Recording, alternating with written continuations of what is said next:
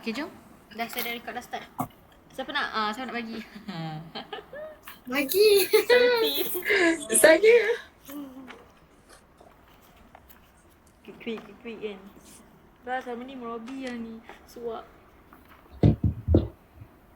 Baru tahu. Okay lah, kita baca dulu hadis ni insyaAllah. Saya baca je lah. Nanti Anton nak bagi. Bismillahirrahmanirrahim. Hadis ke-33. An Abi Abbas radhiyallahu anhuma anna Rasulullah sallallahu alaihi wasallam law yu'tan nas kan dah gagap. Law yu'tan nas bida'wahu ladda'a rijalun amwala qaumin wa dima'ahum lakinna bainatu 'ala al-mudda'i wal yaminu 'ala man ankar. Hadis hasan riwayah apa tu? Baihaqi dan lainnya yang di sebahagian terdapat dalam As-Sahihain. Okay, go. Oh, maksud dia dari Ibnu Abbas radhiyallahu anhuma, sesungguhnya Rasulullah sallallahu alaihi wasallam bersabda, seandainya semua manusia diberikan mengikut dakwaan mereka, yakni setiap kedua manusia diterima pakai dan dibunuhi, nescaya setiap orang akan mendakwa dan meminta harta dan darah sesuatu kaum. Kerana itu, yakni agar tidak terjadi hal tersebut, maka pendakwa perlu mendatangkan bukti dan pengingkari dakwaan pula perlu bersumpah. Hadis Hasan riwayat Baihaqi dan yang lainnya yang sebahagiannya terdapat dalam As-Sahihain.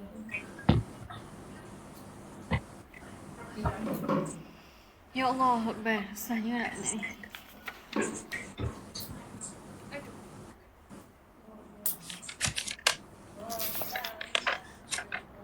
Okey, saya bacalah dia punya pokok perbincangan hadis. Saya sempat baca. Boleh. Dah keluar ni. Okey, kan hadis ni pasal apa tadi? Apa essence of hadis ni? Pendakwa perlu mendatangkan bukti, pengingkar perlu datangkan perlu Bersumpah. Bersumpah. Dia pendakwa perlu bukti kalau nak mengingkari ataupun defensif kan. Dia kalau kat mahkamah kan ada plaintiff. Macam mana sebut dia? Plaintiff dengan defendant. So kalau plaintiff tu dia kena bawa bukti, kalau defendant tu dia kena bersumpah lah kalau kita guna term sekarang. Tapi so kalau dari segi macam pokok yang dinyatakan dalam hadis, pokok perbincangan hadis ni kan, sebenarnya hadis ni adalah kedudukan yang sangat tinggi dalam sistem kehakiman. Kita kan macam jarang pergi kepada sistem kehakiman kan, sebab pasal hukum-hukum kan. Dan Syekh Ibnu Daqiq Al-Eid menganggap hadis adalah salah satu daripada usul, yakni prinsip hukum Islam, terutama dalam kes pertelingkahan. So kalau macam bila-bila, maksudnya maksudnya bila ada isu kan, kalau kita kata kita nak judge mengikut hukum Islam, prinsip yang paling penting antaranya adalah prinsip yang dinyatakan dalam hadis kita.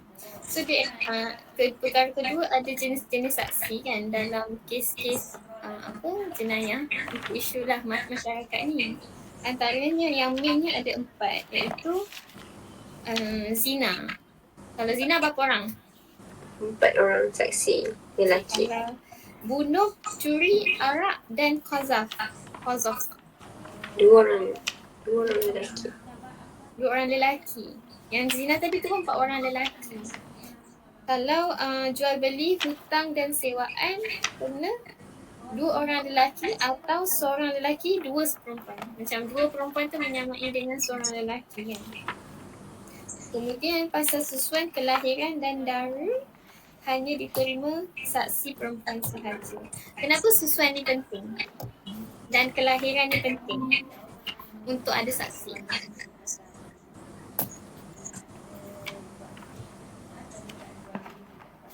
Menjadi nasab. Itulah, itu pun saya fikir tu juga. Betul lah tu kot.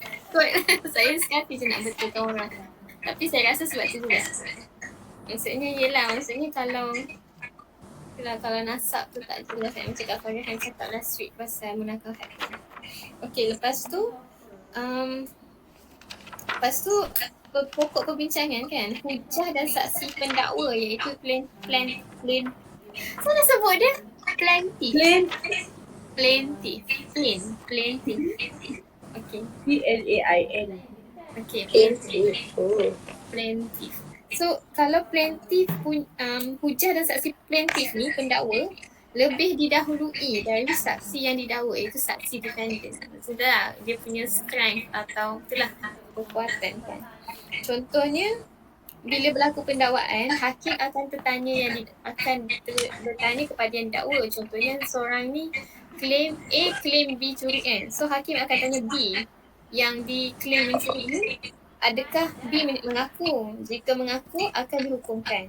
Tapi jika dia tidak mengaku, hakim akan bertanya pendakwa iaitu A dan tu untuk datangkan bukti. Jika ada, akan dihukumkan berdasarkan bukti yang A bawa tu. Walaupun yang didakwa tu bersumpah. Faham tak? Maksudnya even B dah bersumpah tapi sebab A ada bukti, so bukti A tu lebih kuat hujah against B. Jika pendakwa tiada saksi, maka yang didakwa akan bersumpah. Jika telah bersumpah, maka selesailah kes itu. Saya baru tahu semua pasal tu. Okey, lepas tu Maksudnya plaintiff tu punya hujah lagi besar daripada defendant punya pengakuan, macam tu dia Betul. macam betul kan kalau plaintiff dia punya benda yang macam mana? Dia punya benda yang dia boleh buktikan ialah bukti lah kan. Tapi kalau defendant yang dia boleh buktikan ialah pengakuan ataupun sumpah dia kan. Betul tak? Tapi even defendant ni dah bersumpah pun, tapi sebab ni ada bukti, so bukti tu lagi kuat daripada sumpah. Pendakwa hujah pendakwa ataupun saksi pendakwa tu lagi kuat. Okay. Pendakwa ni dia tak disumpah-sumpah apa-apa lah kan. Kalau qazaf ada kan? Qazaf bukan. Yelah qazaf yang tuduh. Apa li'an Lian. Kita Li'an sebut. li'an. Okey, itulah. Tapi saya tak tahu lah pasal hukum. Okey, hukum mengenai cara secara detail sila rujuk pada buku terperinci, iaitu bila saksi tak cukup bilangan, bolehkah hakim minta saksi untuk bersumpah, dan bila yang didakwa iaitu defendant tu tak mahu bersumpah. Pengecualian dari sumpah diterima bagi yang mengingkari. Kes li'an maksudnya ada certain kes yang sumpah diterima bagi yang mengingkari. Tak tahulah. Macam lah. Saya maksudnya sumpah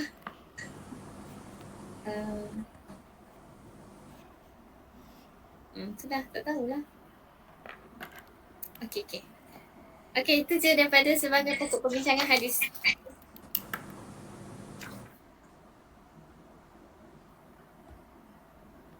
Siapa nak sambung pelajaran atau apa?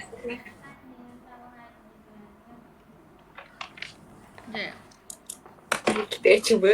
Kita lah kebahasan dulu kan. Okay, first cakap seorang hakim perlu meminta dari kedua orang yang bersekitar sesuatu yang dapat menguatkan pengakuan mereka. Seorang hakim harus berusaha keras untuk mengetahui permasalahan sebenar dan menjelaskan hukumnya berdasarkan apa yang tampak baginya. Allah Ta'ala mengajarkan kepada kita bahawa penilaian terhadap sesuatu sewajarnya dilakukan secara objektif dan berdasarkan kepada bukti. Okay.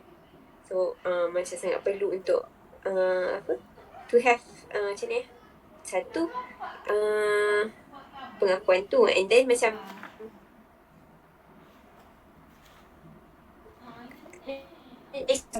benda yang rasa tapi dia yang nampak and then it's macam satu amal yang besar lah sebagai seorang hakim kan, macam mana dia kena sangat-sangat dive in sampai dia betul-betul tahu apa Allah sebenar tu. Okay. And then seorang hakim tidak boleh memutuskan suatu perkara dengan menghalalkan yang haram dan mengharamkan yang halal, kerana perkara ini adalah sesuatu yang besar, apatah lagi jika ia melibatkan harta dan darah orang lain. So macam macam ni, satu tugas hakim tu sangat besar dah. Another thing is macam what if the hakim is corrupt kan, dia akan sangat-sangat meng-affect keputusan tu, and dia sangat-sangat meng-affect macam ni darah kot kan, harta kan, macam nyawa orang lain yang kena hukum kan. So macam benda sangat besar kan. Pada dasarnya seorang bebas dari tuduhan sehingga terbukti perbuatannya jahat. Okay. So macam kita rasa ni basic konsep lah kot. Macam dia tak akan bersalah kecuali memang proven wrong kan. Itu kot. Itu je insyaAllah. Pergi next ke? Okay, next. Fizi dan Nawawiyah. Semua orang faham ke? Siapa? Tak adalah faham sangat tapi boleh lah. Kalau Saya faham sistem kehakiman je lah. Okay, so kalau Fizi dan Nawawiyah, dia kata yang pertama tu Islam yang cuma merangkumkan segala aspek kehidupan manusia. Bila Nabi datang pada awalnya, baginda membina base, yakni akidah, membersihkan sahabat dari akidah yang kotor, membina akhlak yang unggul di hadapan manusia dan mengajak manusia keluar daripada hitam jahiliah yang mereka berada. Lepas tu baru diajari dengan kehidupan sepenuhnya dalam aspek manusiawi. Ya, itu tapi Rasulullah buat. Mula-mula Rasulullah bina akidah, bersihkan dulu benda-benda yang kotor, benda-benda yang basic lah kepada seorang manusia. Lepas tu keluar daripada jahiliah, only then masukkan benda-benda insani. Maksudnya benda-benda yang akan berlaku dalam kehidupan lah. Semua mendetailkan apa-apa yang perlu dalam kehidupan mereka. Antara perkara yang didetailkan ini ialah persoalan penghakiman dan proses pengadilan. Itu diajar bahawa kehidupan seorang muslim mestilah sentiasa diwarnai oleh syariat Allah. Islam adalah perundangan dan kehakiman. Macam ayat Mu'asad Banan, di mana Allah menetapkan kaedah yang Rabbani dalam menentukan sesuatu. Di sinilah letaknya fiqh, perundangan Islam yang sangat komprehensif. Jika dibandingkan dengan perundangan ciptaan manusia yang tidak lepas dari pengaruh al-hawa dan kenegerian, sepusakat dan lain-lain pengaruh rendah manusia. Nak kata sistem ilahi je sesuai dengan ciptaan ilahi. Macam dia takkan set kalau kita guna sistem manusia untuk manusia. Sebab manusia tak cipta manusia.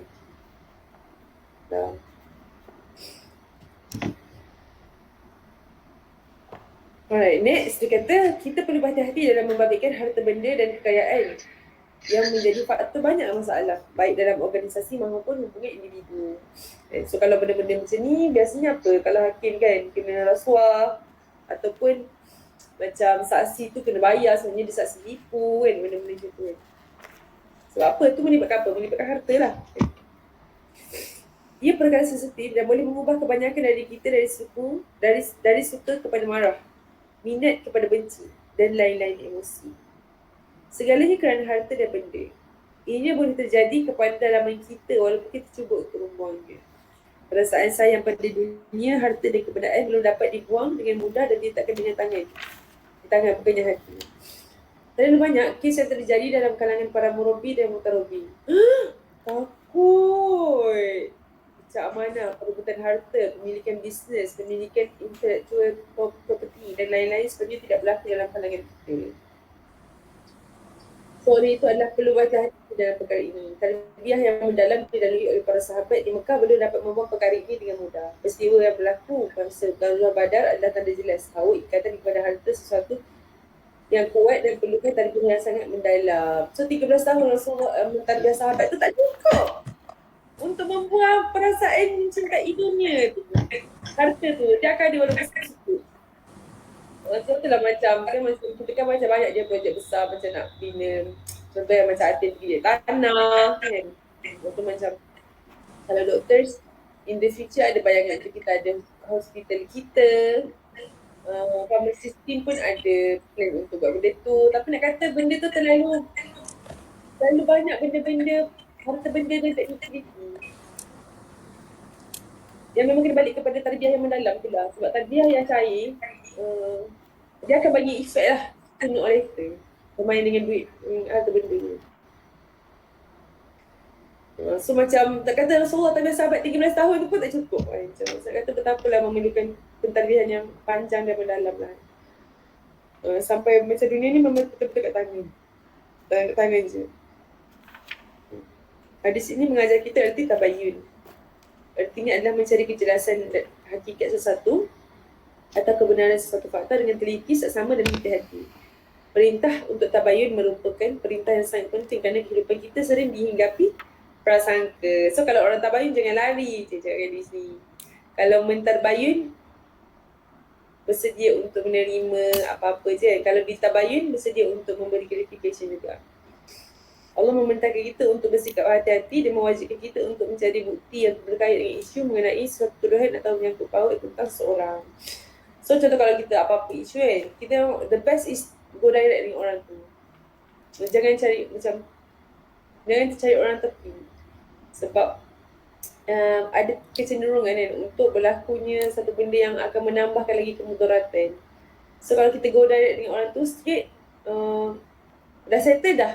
Maksudnya dia takkan menggencarkan ukhuwah lah. Maksudnya takkan mengganggu ukhuwah dan dakwah tu lah.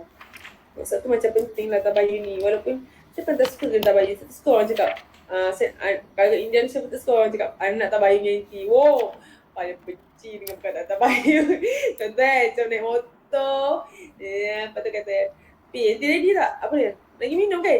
Anda bukan mau minum je, nak buat kita bayar sekali. Waktu rasa macam nak suruh berhenti botol sekarang juga tak nak kena tak bayar tak kan. Sebab it hurts kan. Tapi somehow sebenarnya benda tu adalah benda yang besar lah untuk Allah. So kalau macam, itulah kalau kita mentabayun, kita mentabayun dengan hati aja. Kalau kita ditabayun, kita kena bagi satu benda yang menjawab dia supaya ukti kita tetap sama kita. Tak faham benda yang menjawab.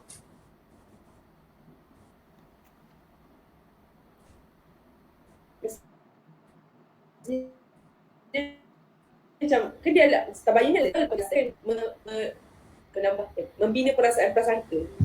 Okey. Contoh, okey ada benda yang aku macam bersangka dengan jihad. Tapi tak nak meneruskan sangkaan tu, soalan tu. Aku pun nak tabayun dengan jihad, nak tanyalah. Tapi macam untuk menjadikan tabayun tu clear, maksudnya lepas tu dah settled, adalah jihad pun kena respon accordingly pada apa yang kita tanya. Supaya sangkaan tu supaya sangkaan tu pergi. Oh, okay. Stuck. Tak Bukan.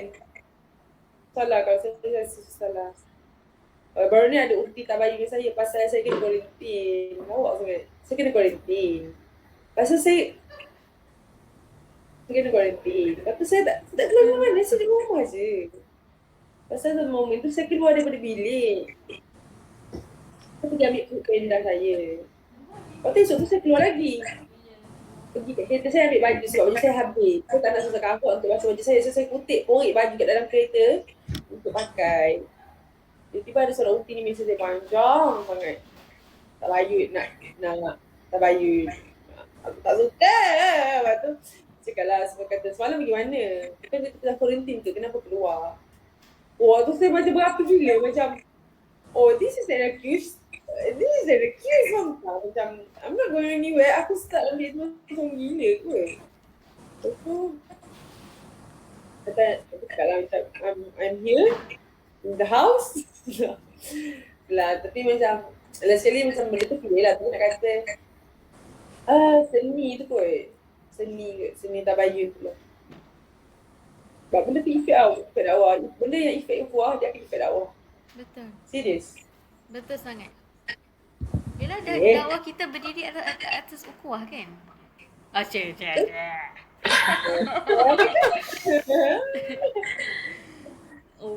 Tapi itulah actually alamak macam lah pula Asif. Dia macam terpopak lah bila dengar kisah tabayun kopi tu. Macam kenapa dalam hadis ni bila kita pandang dengan mata helang je guna ayat kopi. Kita zoom out kan hadis ni, memang hadis ni tengah cerita yang adili sesuatu secara objektif. Dengar tak kita? Dengar? Okay. Maksudnya adililah sesuatu perkara secara objectively. Maksudnya secara bukti yang dikemukakan sahaja dan secara apa tak? Maksudnya sebab tu dia kata bukti daripada pendakwa tu lebih utama kan daripada sumpah.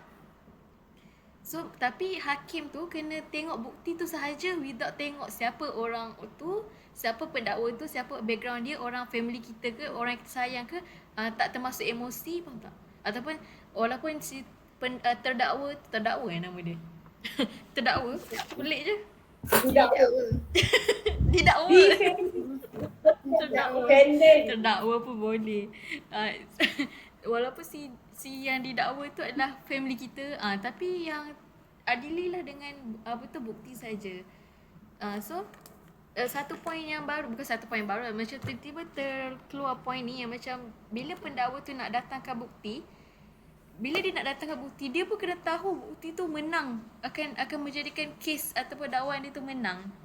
So masuk kisah tabayun antara akhwat tadi kan, sangatlah tidak adil, dan mungkin akhwat tu sendiri tengah menzalimi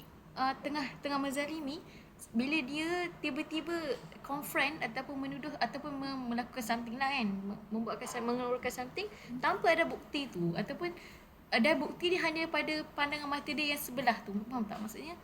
Dia sendiri tak ada bukti yang kukuh untuk dia kemukakan kepada orang tu.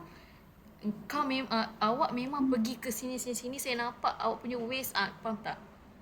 So kalau lelaki, sebab tu benda ni sangat tajam kan dalam ukhuwah, atau especially kita dalam gerabat dakwah ni.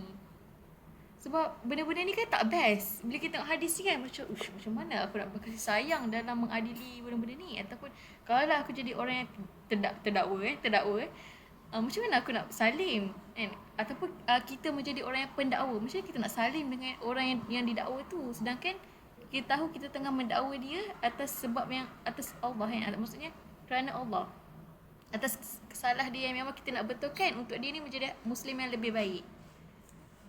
Dan perasaan ni keras lah, perasaan yang datang daripada hadis ni keras, tetapi best lah bila ibrah fiqh dakwi dan tarbawi ni yang Ustaz highlight ni ialah kena buang jauh-jauh perasaan zon dan ajar erti tabayun yang solid buktinya. Tak? Maksudnya sisi tabayun tu sendiri daripada side orang yang nak mentabayun tu, dia kena solid apa benda yang nak cerita tu. Dia tak boleh ikut emosi dia macam saya rasa awak ni teruk lah sebab awak tidur je lepas subuh, tapi dia tak tahu mungkin akhwat tu stay up malam, tapi suka hati dia nak tabayun kan. Asalnya tabayun untuk ukhuwah, tapi macam tidaklah, zalim lah gitu kan. Itulah kot yang saya pandang. Kalau kita tak reti lah nak apply kat hakiman ni, macam Allah apa kat sini je lah kot kan. Tapi itulah yang macam dalam tabayun pun kena benda yang solid. Betul, macam tu yang Ustaz cakap pasal zon tu kan. Maksudnya bila kita nak tabayun, tapi first thing first, jaga dulu zon tu dulu kan. Macam mana kita manage perasaan, sangkaan-sangkaan terhadap orang lain tu lah. Sebab dia macam dua-dua kan. Both dia salam berlapang dada tu, macam selalunya yang dikaitkan ialah macam kita rela apa yang orang buat kat kita kan. Tapi di sebaliknya pun kita pun kena berlapang dada dalam assume macam mana bukan, maksudnya memiliki ataupun tanggapan-tanggapan terhadap orang lain. Maksudnya jangan cepat untuk bukan label lah, cepat untuk ada conclusion, cepat untuk ada tanggapan terhadap orang lain tanggapan. Lepas tu yang tadi masa Tihani dengan Opi share tu, tiba saya macam terpop up banyak benda lah yang macam bila relate dengan isu sekarang kan. Macam satunya contoh yang macam hari tu saya relate yang masa Afghanistan tu, sebab ni sebenarnya saya lah personally juga, sebenarnya saya pun mula-mula macam tak tahu pasal Taliban. So saya bila dengar Taliban je saya akan ekstremis semua tu lah. So macam itu yang bila lepas tu macam barulah kita macam tahu kan slowly untuk macam manage. Rupanya macam sama lah macam hadis ni kan. Maksudnya bila kita dengar sesuatu tu, kita tak boleh terus assume dan terima kan. Sebab itulah Islam dah gariskan benda tu kan. Sebab once kita buat benda tu, dia akan membawa kepada efek yang lebih buruk kan. Which is macam perpecahan umat Islam tu sendiri. Dan kita tanpa sedar memenangkan musuh tu kan. Macam tu lah. Dan lepas tu saya macam terfikir jugalah bila Tihani cakap pasal bukti tu kan. Saya macam untuk bercakap dengan bukti kan. Sebab saya macam terrelate baru-baru ni saya baca pasal Siti Kasim. Siti Kasim ni menghantui saya, macam geram sangat. Dan saya macam terfikirlah kenapa macam susah sangat orang nak argue dengan Siti Kasim ni. Antaranya, dan ada satu figure, tak tahu semua orang pernah dengar ke tak, nama dia Asia juga. Asia Jalil. Kan? So macam antara benda yang buat orang susah macam nak against dia orang ni adalah sebab background dia orang ni law. Dan dia orang macam sangat terror pada hujah dan bukti tu lah. Which is sebenarnya something yang kita sebenarnya sangat kena polish lah jika kita claim kita nak bawa kebenaran tu kan. Sebab kebenaran tu takkan dapat mengalahkan kebatilan. Kebenaran tak terancang akan tak mampu mengalahkan kebatilan yang terancang tu. So macam tu jugalah, macam sekarang ni kepakaran kebatilan tu ada, tapi kebenaran ni pula dia macam sekadar cakap yang macam tu lah. Maksudnya kita ni as reflection kita lah. Maksudnya kalau misalnya untuk sebab tu lah macam kena tarbiyah dan polish skill tu lah. Untuk kita bercakap ni berhujah dan ada dalil lah. Sebenarnya kan kita selalu juga diberitahu untuk berdalil kan in everything kan. Tapi ni pun sebenarnya saya punya tu jugalah. Apa namanya POA untuk boleh macam identify macam OP punya boleh spot on the spot ayat-ayat mana. Saya tak boleh langsung benda tu. Saya macam ayat mana tak ingat. Tapi kita kena ada benda tu. Patut sana kita nak bagi tahu orang kan. Setelah antaranya saya macam terfikir lah benda tu. Oh lepas tu saya ada baca ni juga yang pasal point 1 tadi yang kan ni OP Dasha yang tadi. Tak apalah abaikan. Allah. Rahsia. Oh Tak bayar. Yang pasal kehakiman ataupun berhukum dengan Islam ni kan, ataupun neraca Islam tu lah sebenarnya. Sebab saya baca surah Al-An'am kan sebenarnya bila sebenarnya aspek kehakiman ialah aspek akidah. Sama lah macam sekiranya usul satu lah kan. Cumanya bila saya baca Fizina tadi dia macam hit lebih sikit lah. Dia kata kenapa kehakiman tu adalah unsur akidah, sebab bila kita mengikut kehakiman ataupun neraca selain Al-Quran tu, maksudnya kita membelakangi Allah sebagai sumber rujukan kita, which is kita seolah-olah menyembah benda tu macam tu lah. Jadi kat situ sebenarnya somehow dah termasuk elemen syirik tu lah bila kita pada aspek kehakiman tu, ataupun bila kita menjatuhkan hukum bukan berlandaskan Islam. Takutnya tak ada kaitan dengan kehakiman. Tiba-tiba Ada sebab kehakiman tu itulah kita selalu fikir hakim kat mahkamah kan. Tapi okey, kalau nak relate kepada diri kita, datanglah, bukan datang, maksudnya cuba zoom in dekat skop ukhuwah antara akhwat sendiri kan. Kita paling tak suka tanasuh orang tu tak. So tak nak lah, nanti dia terasa tapi kita lupa apa tujuan tanasuh tu sendiri ataupun apa tujuan mengeluarkan bukti amal. Faham tak relation dekat sini. Maksudnya kita bertanasuh dia untuk dia sama-sama jadi hamba Allah yang terbaik lah kan. Tetapi dalam tanasuh tu kena ada bukti bla-bla yang kita cerita tadi. Tetapi banyak antara kita yang tak suka tanasuh kan. Memanglah sebab perasaan tu tak suka kan. Dan memang manusiawinya. Tapi Islam suruh buat macam tu kan. Suruh mengadili sesuatu tu dengan adil berdasarkan bukti-bukti. Sebab kalau kita tak buat benda tu, kita suka macam happy-happy, emosi-emosi kan. Kadang-kadang macam akak cakap tadi lah, saya cakap tadi, tentang apa yang kita tengah sandarkan pada time tu bukan Allah kan, bukan lagi Allah dan Quran, tetapi emosi sendiri yang kita ditegakkan konon-kononnya atas dasar ukhuwah fillah kan. Bahayalah benda tu. Sebab Islam ni bukanlah agama taklid buta kan. Dia bukan agama yang mengikut membuta lah. Ikut je kan. Apa yang kakak suap makan kan, makan. Apa yang kita ajar makan.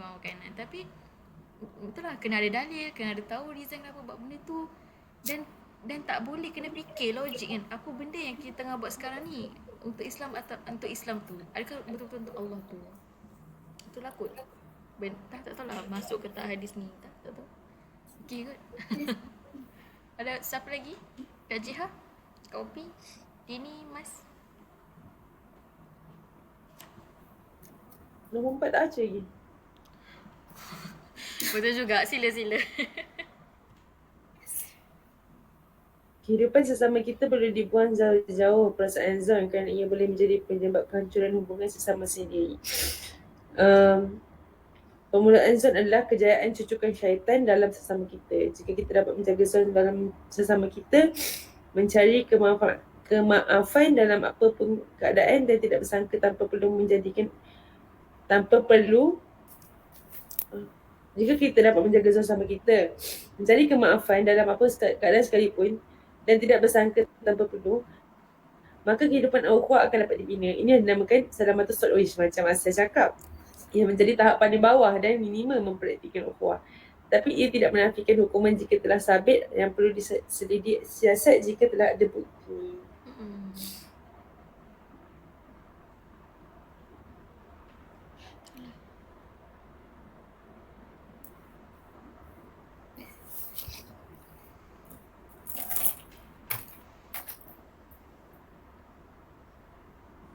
Saya rasa dia balance lah kot between berlapang dada, but at the same time kalau dia salah memang yang kena hukum. Macam tu, right?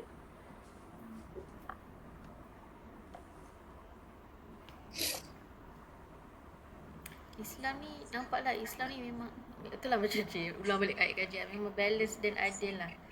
Sebab teringat social eksperimen dalam YouTube yang saya tengok lah, yang dia cakap, dia cerita dia dakwah dengan orang kafir. Dia jumpa lah orang kafir tu, so orang kafir tanya dia balik, kalau saya beriman dengan Tuhan kamu, tapi Tuhan kamu tu menyediakan neraka untuk orang-orang yang tak beriman, maka Tuhan itu jahat. Dia kata, orang kafir tu cakap, maka Tuhan kamu tu jahat sebab dia buat neraka. So orang tu cakap balik, orang yang pendakwah tu jawab balik, memang neraka tu wujud kan untuk orang-orang yang tidak beriman, tetapi ada kita manusia sangat sukakan dan sangat menerima sisi Allah yang pemaaf, baik, penyayang, pecinta, al-wadud, al-ghafur, semua-semua tu. Tetapi kita manusia menafikan sisi Allah yang maha adil. Mana boleh kamu tidak beriman dekat dunia ni, tetapi bila dekat akhirat nanti kamu nak masuk syurga. So bila dengar benda tu macam, benda yang betul lah. Kita suka sangat cerita fikir Allah ni baik lah, sayang kita, bla bla bla, maaf kan. Tapi kita lupa ya Allah ni maha adil. Maha adil tu maksudnya mengadil sesuatu tanpa kurang sikit pun kan. So kalau lah kita buat salah, kita akan kena hukum. Tapi cerita maghfirah Allah tu lain cerita lah. Bukan kerja kita lah untuk fikir kan, ya Allah bukan kita ke tak. Tapi kita kena hidup dengan beringat lah yang segala dosa yang kita buat ni akan dibalas lah. Dan segala kesalahan, sebab tu dia kata menipu kan orang yang bersumpah tu, orang yang terdakwa, dia menyumpah, tapi kalau lah bukti tu tak cukup untuk mendakwai dia, tapi orang yang didakwa tu bersumpah, maka dia akan datang berjumpa dengan Allah dalam keadaan Allah tu sangat murka pada dia. Dalam hadis ni, dalam buku hijau dia cakap, so maksudnya kita, tugas manusia ni mengadili sesuatu tu mengikut bukti yang ada as it is. Tetapi kerja Allah lah yang nak judge betul-betul, yang dia tipu ke, bukti yang dibuat-buat ke, tak tahu kan. Sebab bukan kerja kita dan bukan kita tak mampu pun. Itulah kot. So saya rasa best lah Islam. Sebab tu dia kata Islam ni adalah satu sistem yang komprehensif, yang tak lepas dan hendak dibandingkan dengan perundangan ciptaan manusia. Macam tu lah. Okay lah, macam banyak cakap pula malam ni. Dini dengan Mas. Betul je lah. Hadis ni dia nampakkan yang Islam tu adalah satu agama yang adil dan meliputi seluruh aspek kehidupan kita tu lah, macam yang semua cakap banyak tadi tu lah. Okay. So ada apa-apa lagi ke nak tambah? Kalau Cepatnya sis. sebab kita dah nazak lah kat sini. Sis, ada apa lagi sis? Tak ada lah.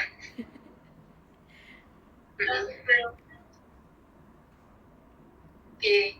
So berapa okey lah semua orang, semua yang di share tadi semoga apa yang dapat tu banyak dah benda yang dapat tu tapi harapnya macam tu jugalah output kita takut je lah macam banyaklah benda dia dapat macam mana ilmu tapi amal tu macam mana takut je lah kita banyak ada diri kita bersama-sama harapnya pagi esok tu bila kita bangun tu satu Orang yang mahu lah kan. Orang rasa ni lah. Okey lah. Dengan dia duduk orang dan dia ada orang tu kan. Orang sama je lah. Aku dah sabar. Itu benda yang susah lah. Jadi bila lelaki yang ada di hukum tu, insyaAllah Allah akan memberikan lapangan yang lepas. Dan dia terlalu ada apa-apa dah kan? Nak tambah ke apa? Kalau tak ada, dah dan